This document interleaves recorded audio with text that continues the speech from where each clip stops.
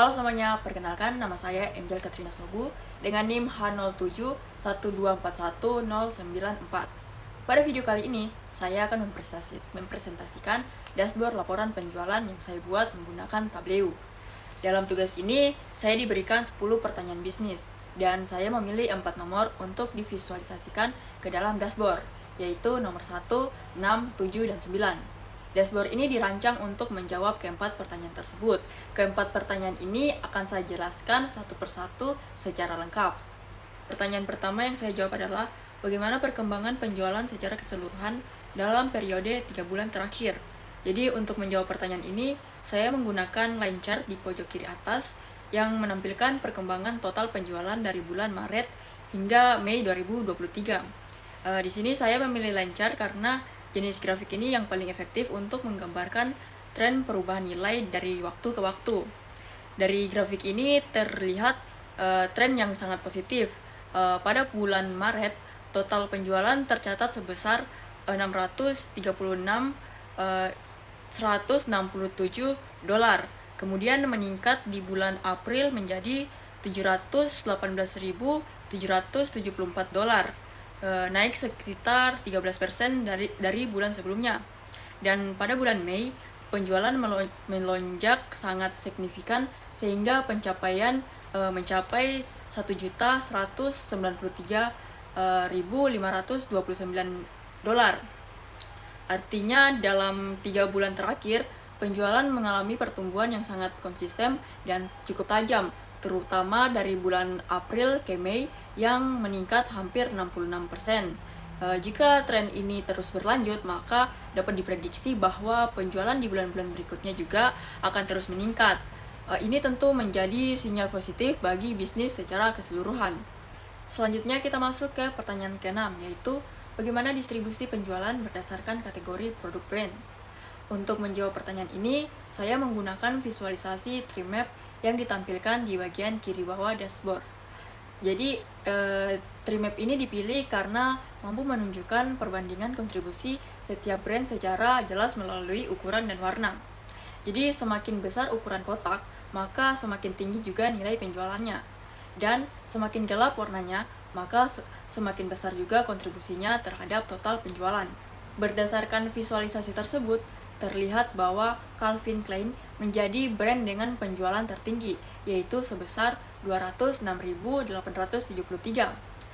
Posisi berikutnya ditempati oleh Diesel dengan nilai penjualan sebesar 204.162. Kedua brand ini memiliki ukuran kotak yang paling besar dan warna yang paling gelap, yang menunjukkan bahwa kontribusi penjualan yang sangat dominan dibandingkan brand lainnya.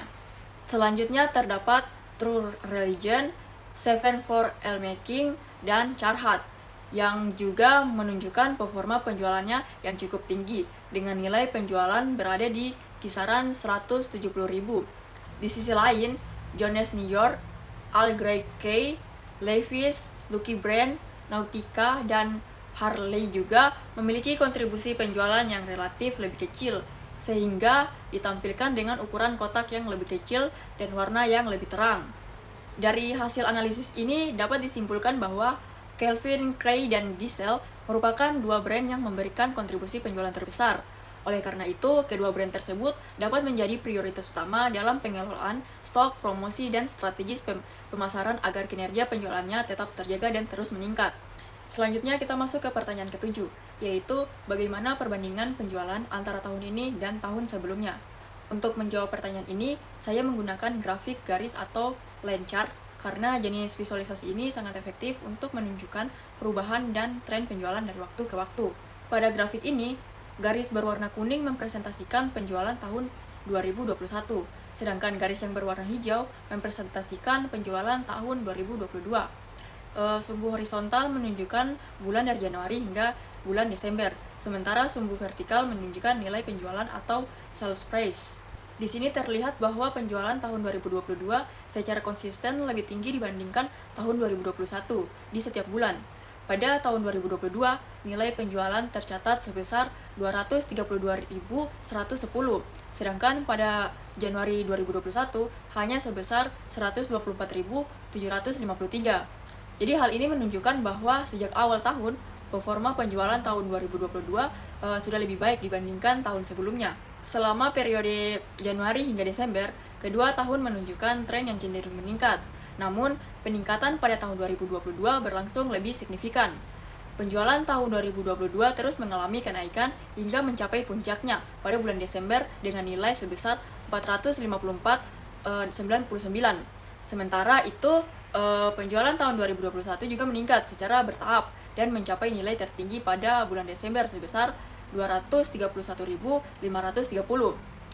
Jadi jika dibandingkan, penjualan bulan Desember tahun 2022 hampir dua kali lebih besar dibandingkan bulan Desember tahun 2021. Hal ini menunjukkan bahwa pertumbuhan penjualan yang sangat baik dari tahun 2021 ke tahun 2022.